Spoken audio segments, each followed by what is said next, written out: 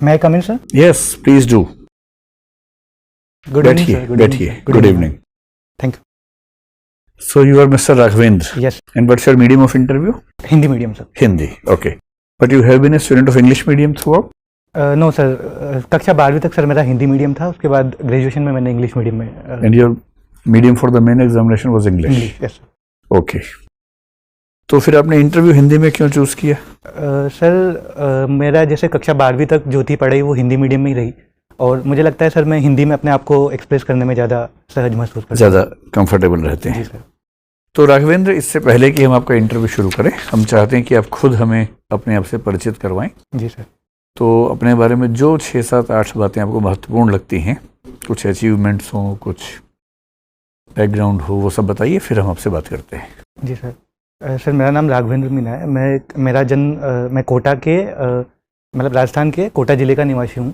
Sir मैंने मेरी graduation Maulana Azad National Institute of Technology Bhopal से की है. बीटेक मैंने की है इलेक्ट्रिकल इंजीनियरिंग में. उसके बाद सर मैंने पिछले साल भारतीय पुलिस सेवा में मेरा चयन हुआ है, और अभी मैं ईओएल पर सर यहाँ. कार्डर कौन सा मिला आपको? सर अभी कार्डर एलोकेट नहीं हुआ है. नहीं, लेकिन पता तो लगेगा होगा आपको. सर या तो मध्य प्रदेश मिलेगा या उत्तर प्रदेश, दोनों में से एक कार्डर मुझे मिलेगा. एलोकेशन तो एक फॉर्मेलिटी है, उसके बारे में सब पता ही रहता है. जी सर, कैलकुलेशन तो की जा सकती है. तो एमपी या यूपी में से कुछ आपको मिल जाएगा. ठीक है. तो इतना बढ़िया कार्डर मिल रहा है, इतनी बढ़िया सर्विस है, फिर क्यों आप इतनी मेहनत फिर से कर रहे हैं? सर जब ये तैयारी मैंने स्टार्ट की थी तो मेरा जो मंशा थी सर वो भारतीय प्रशासनिक सेवा में जाने की थी, क्योंकि सर उसमें जो डाइवर्सिटी होती है काम करने की वो पुलिस सेवा के कंपेरिजन में ज़्यादा है. बेशक सर पुलिस सेवा एक बहुत प्रतिष्ठित सेवा है, लेकिन सर जो अपॉर्चुनिटीज़ और डाइवर्सिटी प्रशासनिक सेवा में है वो सर मैं चाहता हूं कि मैं उसमें काम करके देश के विकास में योगदान दूं. तो आपका इलेक्ट्रिकल इंजीनियरिंग जो है, जी सर, वो पार्शियल यूपीएससी का ऑप्शनल भी है ही, इलेक्ट्रिकल एंड इलेक्ट्रॉनिक्स. जी. तो फिर वो क्यों नहीं रखा आपने? मैं आपका फॉर्म देख रहा हूँ, उसमें लिखा है anthropology.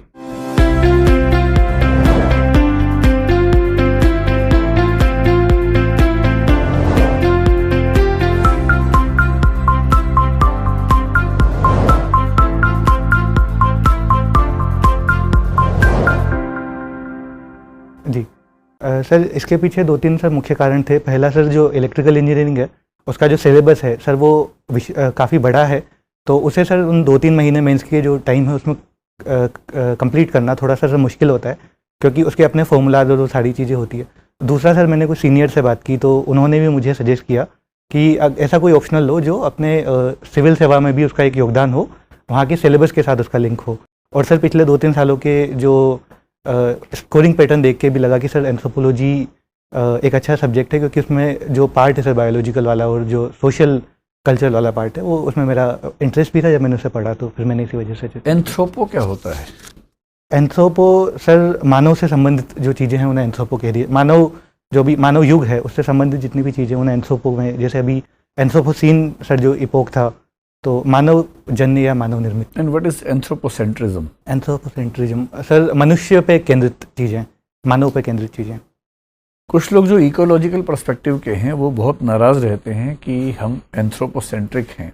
Ji. And that is the main problem of this world. जी. क्या मतलब हो सकता है इस बात का? सर इसका मतलब ये हो सकता है कि सर हम एनवायरमेंटल जो एस्पेक्ट्स हैं, जो नेचुरल एस्पेक्ट्स हैं, उन पे क्या कम ध्यान देते हैं. इस धरती पर सर और भी बहुत अन्य प्रजातियां हैं, तो उन पर भी हमें सर समान फोकस देने की ज़रूरत है. एंथ्रोपोसेंट्रिक ना होके सब जितनी भी प्रजातियां हैं उन सबके बचाव के लिए सर हमें प्रयास करने चाहिए. अगर शहर के लोग आपसे कहें कि भाई हम आपसे 5 बातें सीखना चाहते हैं, जी, भारत की 5 ट्राइब्स का नाम बताइए, उनकी एक एक विशेषता कि ये अगर शहर के लोग सीख लें जी तो शहर के लोग और सभ्य हो जाएंगे, ऐसी कौन सी 5 ट्राइब्स हैं जी जिनकी एक एक बात आप बताना चाहेंगे? जी. इंडियन या बाहर के ट्राइब्स भी ले सकते हैं. ठीक सर.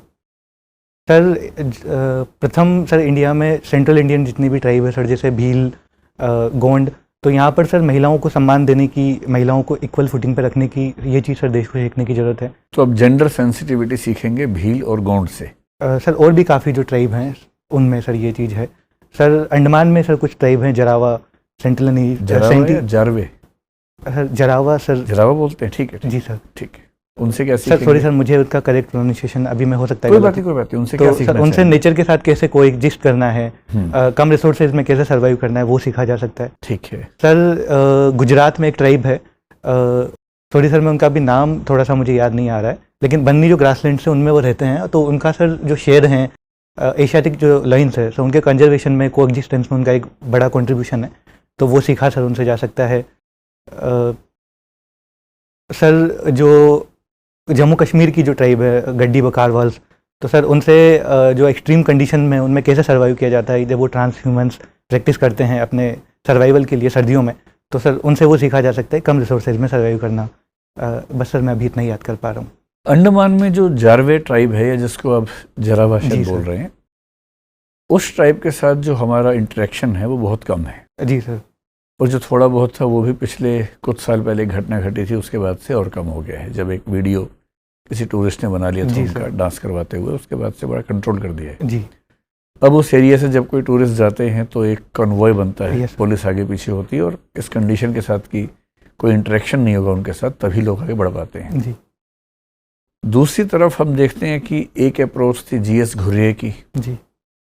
एक अप्रोच थी नेहरू जी की, एक थी वेरियर एल्विन की। जी। आप मुझे तीनों अप्रोचेस बताइए क्या थी, और मुख्य धारा के लोगों का ट्राइबल्स के साथ इंटरेक्शन जी अलग अलग भारतीय क्षेत्रों में कैसे कैसे हुआ। जैसे आप मीना ट्राइब से हैं। जी। जी। मीना ट्राइब जिस तरह से मुख्य धारा के साथ कनेक्ट हुई, और जारवे ट्राइब को जिस तरह से मुख्य धारा से दूर रखते हैं, जी। इस मामले में तीनों पॉलिसीज क्या थी? जी। कौन सी पॉलिसी आपकी राय में सबसे बेहतर है? जी सर, जब भारत में ट्राइबल डेवलपमेंट के बारे में सोचा गया, तो सर सबसे पहले वेरियर एल्विन जो थे, उन्होंने सर एक स्ट्रेटेजी प्रपोज की, एसिमिलेशनिस्ट, मतलब ट्राइबल्स को आइसोलेशनिस्ट स्ट्रेटेजी उन्होंने प्रपोज की। बड़ी भारी भूल कर रहे हैं। Sorry sir. तो उन्होंने सर कहा कि ट्राइबल्स को आइसोलेट करके रखा जाए, एक नेशनल पार्क उन्होंने थ्योरी दी। उसका मतलब था कि ट्राइबल को बिल्कुल मेन स्ट्रीम से अलग हटा के डेवलप किया जाए उनके हिसाब से। And that is what we are following in Andaman Nicobar. जी सर, किस हद तक, क्योंकि उनका जो कॉन्टेक्ट है वो काफ़ी कम है। ठीक है। उसके बाद सर फिर जो जीएस घुर्ये थे, उन्होंने काफ़ी क्रिटिसाइज किया वेरियर एल्विन को।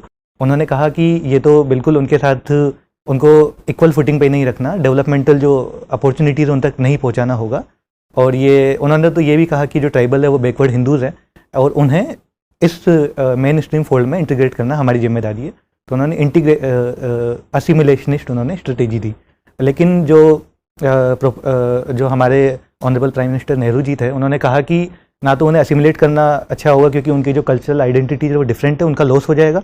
तो हम चाहेंगे कि एक इंटीग्रेशनिस्ट अप्रोच हो। उन्होंने ट्राइबल पंचशील का सिद्धांत दिया। उन्होंने कहा कि ट्राइबल को उन्हीं की नीड के हिसाब से डेवलप करना चाहिए, उन पे कुछ बाहर से थोपना नहीं चाहिए, और धीरे धीरे उनके कल्चर को उन्हीं के हिसाब से उन्हीं के लोग डेवलप करें। तो अभी वो हम सर करंटली फॉलो करते हैं। सेंटिनल आइलैंड क्या है?